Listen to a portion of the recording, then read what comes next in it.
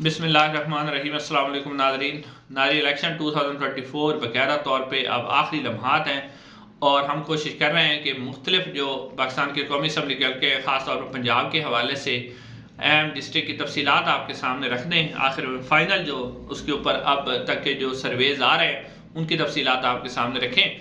नाज़रीन, आज हम डिस्ट्रिक्ट बहावलनगर जो है उसके हवाले से पहले भी हम इसके ऊपर वीडियो कर चुके हैं, अलग-अलग भी कर चुके हैं, लेकिन आज हम कोशिश करेंगे कि डिस्ट्रिक्ट बहावलनगर के जो कौमी असम्बली के 4 हल्के हैं उनकी जो इम्पोर्टेंट तफसीलात है वो आपके सामने रख दें। नाज़रीन से गुजारिश है कि अगर आप हमारे चैनल पर नए हैं तो चैनल को ज़रूर सब्सक्राइब कर दें। नाज़रीन, डिस्ट्रिक्ट बहावलनगर ये बहुत ही अहम है।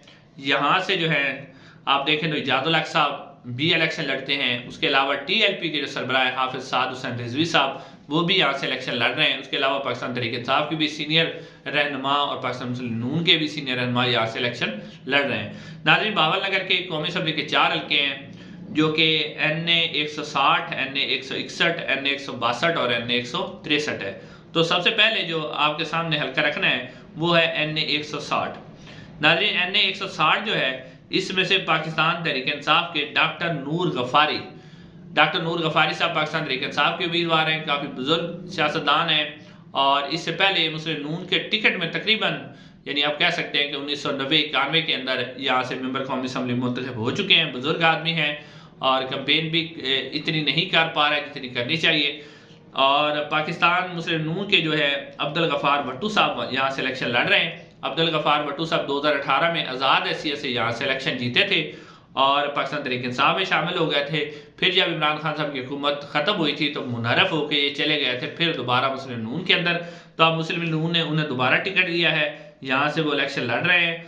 और यहाँ पर जो मुस्लिम नून के सैयद असगर अली शाह थे जो कि 2013 में भी यहाँ से इलेक्शन जीते थे और 2018 में वो PTI के टिकट से यहाँ से इलेक्शन लड़े थे, लेकिन अब वो आज़ाद हैसियत से यहाँ से इलेक्शन लड़ रहे हैं। और हाफिज़ साद हुसैन रिजवी जो है वो भी यहाँ से इलेक्शन लड़ रहे हैं। लेकिन आज सारी सूरत हाल के बावजूद अगर आप देखें तो अभी भी जो अब्दुल गफ़ार भट्टू है मुस्लिम नून के वो इस हल्के के अंदर से तगड़े लग रहे हैं और अभी तक की पोजीशन उनकी मजबूत है।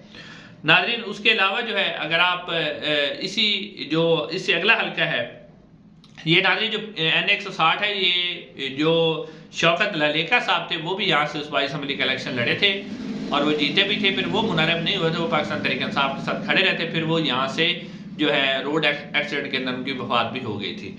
नाज़रीन, उसके अलावा ये जो इससे अगला हल्का है NA 161, ये बहावलनगर और चिश्तियाँ उस पर ये मुश्तमिल हल्का है।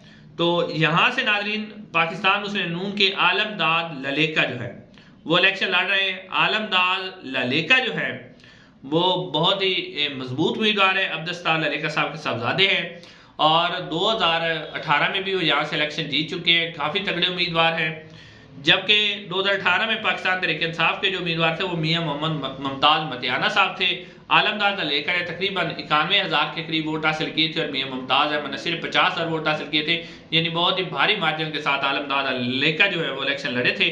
तो अब मुस्लिम नून के जो उम्मीदवार हैं वो आलमदाद ललेका ही है। मियाँ मुमताज़ जो हैं वो खुद इलेक्शन से लड़ नहीं रहे, उन्होंने सियासत से लातल्लुकी इख्तियार की है। अलबत्ता उनके बेटे जो हैं वो सूबाई असम्बली का इलेक्शन लड़ रहे हैं पाकिस्तान तहरीक इंसाफ के मैच याफ्ता। और पाकिस्तान तहरीक इंसाफ ने यहाँ शाहिद अमीन जो काकू का है उन्हें टिकट दिया है। पाकिस्तान तहरीक इंसाफ ने शाहिद अमीन काकू का जो है वो नए उम्मीदवार हैं, उनका पहला इलेक्शन है, कोई इतना इलेक्शन का तजर्बा भी नहीं रखते और फिर जो है वो उनको उस तरह कैंपेन भी नहीं करने दी जा रही, उनके ऊपर मुख्तलिफ किस्म के FIR काटी जा रही हैं।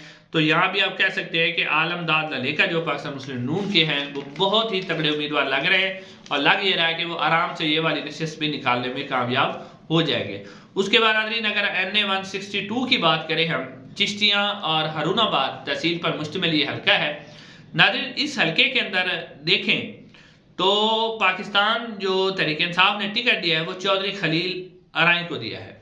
चौधरी खलील अराई जो है वो भी यानी पाकिस्तान तहरीक इंसाफ के उम्मीदवार हैं, लेकिन इसमें भी जो मसला पेश आ रहा है वो यही है कि पाकिस्तान तहरीक इंसाफ के जो उम्मीदवार हैं चौधरी खलील अराई वो कैंपेन नहीं कर पा रहे और उन्हें कैंपेन नहीं करने दी जा रही और मुश्किल सूरत हाल है, कोई जलसा या कॉर्नर मीटिंग भी वो नहीं कर पा रहे।